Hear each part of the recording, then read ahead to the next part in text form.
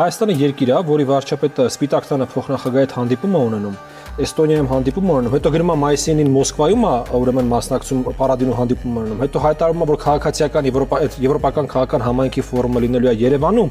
այս ամեն ինչին զուգահեռ Իրանի հետ հարաբերությունները բավականին բարձր մակարդակի վրա է պահում, մի հատ էլ Իրանի հետ ռազմաքաղաքական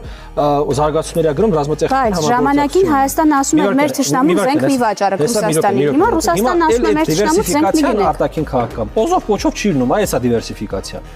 Ռուսաստանի համար շատ լավ հասկանալի է ինչ է նշանակում դիվերսիֆիկացիա, ինքն շատ լավ տեսնում է, թե մենք ինչ ենք անում։ Ուրիշ բան, որ դա իրան դուր չի գալիս։ Հասկանում եք, հասկանալի լինելն ու դեմ լինելը տարբերն է։ Ինքը հասկանում է մենք ինչ ենք անում ու դեմ է դրան։ Որտեվ իր տեսանկյունից ինչ է տեղնում, իր կայսերական ընկալման մեջ այստեղ շատ լավ է պետական պաշտոնյա չլինելը։